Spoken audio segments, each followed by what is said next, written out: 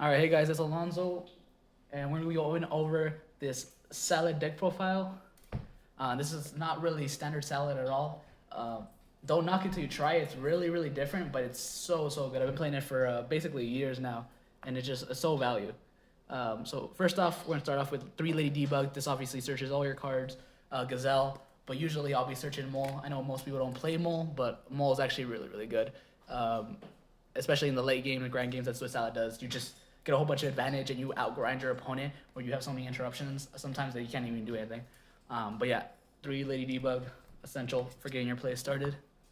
And then we play one Flame Buffalo. This is just really good for Union Carrier. Get 2 free cards when you search out the ritual, and it's just so value. I might be bumping this up to 2, but I just don't want to have too many normal summons. But we'll see how that goes. So it might be 2, but everything on here is basically pretty like 95%, maybe just a few ratios here and there, but everything else is really solid. I'm really happy with. All right, and then triple Mole. People play Spinny, and I also play one Spinny, but Mole is just really good. This does exactly what Spinny does, but without having to be banished. So if you have like Whale, you can monster summon it back, and that's really good. Or late in game, you can Avarice, put everything back, and that's really good. So definitely 3 of that, and that's what you want to always usually search with Debug or Silent Manning, or if you have that in Debug, then you search Gazelle and you just go off. It's just super value. Then we have 2 Foxy. Foxy's just really good. Obviously, it can blow up spells and traps, and it's a nice normal summon. That's why we play 2. But don't want to play 3 because don't want to have too many normal summons. But it is still a very good card. All right, then we play 1 Spinny. The reason we play 1 Spinny is because it is another body you can summon. The 500 does come up very rarely, but it can come up. And it's nice to have a search target if that does come up. But as well as you can send it for Gazelle if you ever need to, and that's something you can't do with Mole. You can't send it in the graveyard. So sometimes you'll need the Gazelle just to be 2 bodies, if that's like the only Cyrus monster you have in your hand. And then 1 Gazelle, of course, send anything. It's just really good. All right, and we play 1 Falco. Falco is just really good. It's really good utility, especially if you have Gazelle in your hand, and you can summon it after you make IP with your Wolf, and you can send this to get the trap back and just continuously keep looping things. Or you can send this, this is just like a 1 card. Like let's say if this is your only card, you can normal this, send this, bounce this back to your hand, summon, and then summon this again because it's left, and that's your Link Disciple play. So that's very nice. And you don't want a monster to have to leave it, it doesn't have to, because you get Monster Reborn out later. And then we play 1 Jaguar. It's like I was saying, everything in this list is pretty solid. This would be, in the version that I'm playing in this salad, you really don't use a Jaguar that much. This might be cut. This might just be another Flame Buffalo. Yeah, so this might just be another Flame Buffalo, but we'll see where that goes. Alright, and then play 1 Prohibit Snake, just a searchable, and you want the searchable out the window, especially now in MR5 where window is just going to be super prominent, and everyone's really hyped about it before, and now especially now because other decks have been hit. So you want the 1 searchable target, like having that. Then we play 1 Paladin of the Storm Dragon. This card is really good, and that's the heart of how you play this deck, is a Cyrus switch, and you can search this out with it. And it's actually really good because when you attack with it, you can bounce something, and that really comes up in certain situations. So that's really nice, and it's a Cyrus. So you can get pitched it with like Buffalo, and that's usually what you want to do. Alright, and then this is a proxy. It's not supposed to be Magician Fave. That's supposed to be Magician Souls. I had to give it back recently. It's a pretty penny. But yeah, this 3 Magician Souls is so good in this deck. A lot of times you'll pitch your ritual spell that you search with Cyrus Switch, and then you'll pitch the field spell, draw 2, you have 2 free cards, and then there's just a body for IP for another interruption. So this just keeps you going, and it also gives a spell in the graveyard in certain hands that you need that, because you need the spells in the graveyard for Cyrus Switch. So this is really good. 1 Chronograph Sorcerer. This is what you send with Magician Souls. This is actually really good going second. Obviously, you don't want to draw it, but if you do draw it, this is the reason we play this over the standard one that everyone plays, is because if you're going second, they destroy your monster, you can summon this. Like, let's say you summon Debug, they ogre it or something, you'll search your Gazelle. In that case, after they ogre it, then you'll summon this with the Gazelle, send, and you'll just be able to keep going. So that's really nice in the situations we have to go second.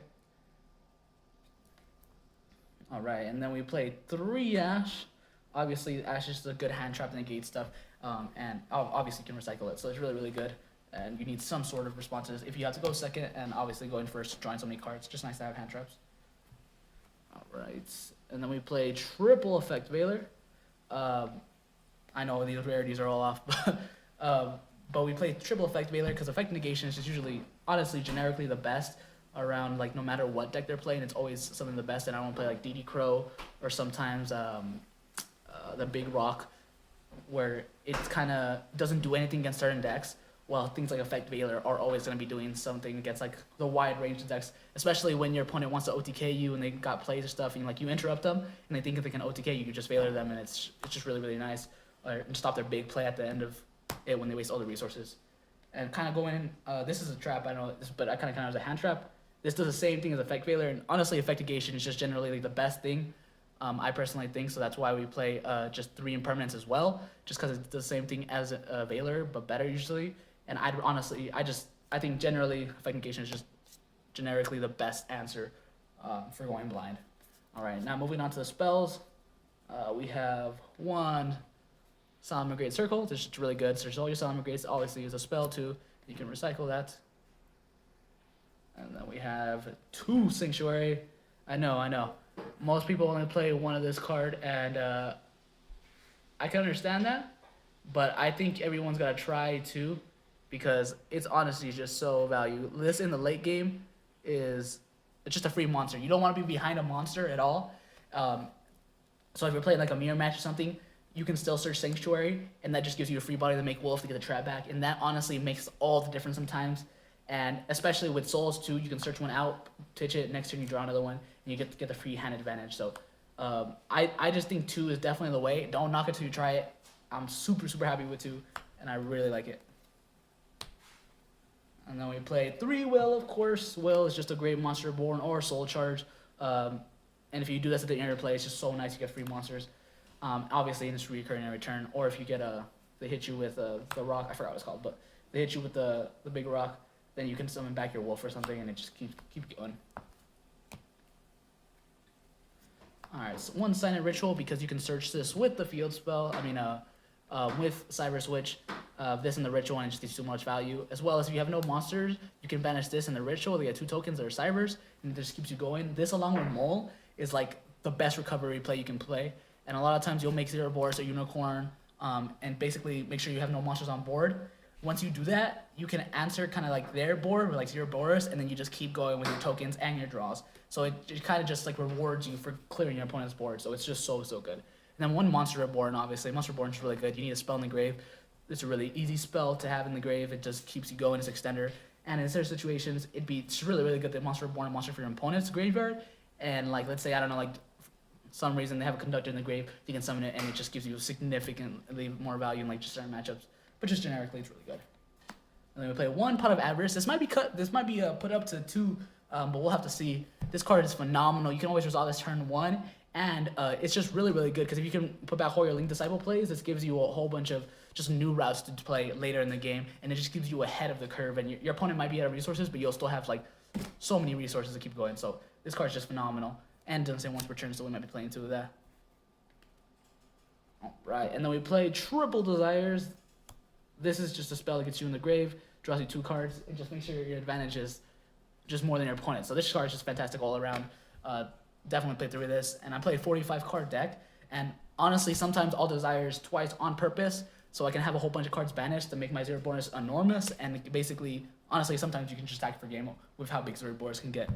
And it's just really good utility. All right, and then we play 3 Silent Mining. Obviously, the search is just a spell you can get in the graveyard. Searches all your stuff. Sometimes you search Ladybug. Sometimes you search Gazelle, depending on what your hand is. But it's just really, really good, and obviously consistency is really nice. All right, and then we play 1 of each trap. Just one rage, 1 more. The reason we only play 1 of each is because if you go second, you won't have to draw too many of these and kind of brick to like not be able to have hand traps, or like having too many traps and not enough monsters. So I feel like this ratio is really, right now, is like perfect. And you can always side more depending on stuff, and I'm probably gonna be siding the Dragon Boy, the Buster Baiter dragon guy, which you can equip the Cyber Switch, which is really, really good. But I'll be siding that because I don't want to be playing against matchups that may not be able to use that and be hurt by that. All right, so yeah, so that was the main deck, 45, and now we got the extra deck. We have a Link Disciple. This card's really good. The I feel like one of the strengths of this deck is you can put back a lot of what you don't need and get exactly what you do need. So this is a 1 level 4 lower Cybers. If you summon, if you tribute a monster that is co-linked, like that it points to, you basically draw a card, put a card back, so you put all your bricks back, and it's just so much value. And the next card we play in the extra deck is Link Devotee. This works in tandem with this. So if you summon these, if this card is tributed while it's co-linked, you get 2 tokens. So this just enables all your plays, and it's just so good, because put a card back for consistency or any bricks, and then this is just for the 2 tokens to keep you going, and it's just really nice value. And then next we play triple Balinks. Balinks is really good. Obviously, sometimes you'll like go through all of these because you want to get them, want to be able to draw with Mole, or sometimes you'll like Avarice, just so having the multiple names is really nice. And the late game, obviously having the third one is really nice. I've had at times where I've searched out the field spell 3 times in one game. Balinks is just fantastic. It's just really nice starter basically, and also enables chain blocking. All right, and then we have triple Wolf. Obviously, Wolf is the heart of the deck. Gets you a lot of your stuff back. Gets you all your value. Gets your fires back, and then also the pointers are really good when you make IP. You make Unicorn, you can put something back and draw. So that's really nice. All right, play 1 Cyber Switch. Cyber Switch is so good because with the Link Disciple play, you can make this, and then you can make a Balinks right under it, and then you can chain block, go chain link 1, chain link 2. So they can't ash this, and you'll be able to get the field spell and the 2 rituals, and you'll still have the monster reborn with that. So this searches the field spell and the ritual monster, and then it gets you a monster reborn. So this gives you so much value, and just make sure you keep going. As well as it is a dark, and we do play Union Carrier. So I will be citing the Dragon Bluster Union extra deck blocker basically, and you can equip it to this, make it 18.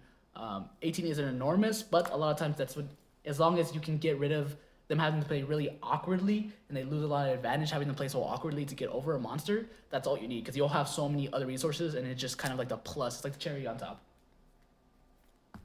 All right, and then we'll play IP Masquerade. This card's so good. You make Unicorn on your opponent's turn, spin anything. Really nice. Super useful. Play 1 Union Carrier. This is really good because a lot of times you'll add you'll put Flame Buffalo and equip it to Cyvers and just link with it, and then draw 2. And you basically can get rid of the ritual and get 2 free cards. As well as when you're playing, you'll usually have like a setup like something like this. All right. If you don't have like a wolf play or something like that, like you don't have a trap you want to get back or anything, you'll have like this play. You draw 2, and then on your opponent's turn you can do this. You can either make both of these, or if let's say you have the dragon link equipped to this, and you can make both of this to still make a unicorn and still get rid of something, and basically put this to use on your opponent's turn. So really good.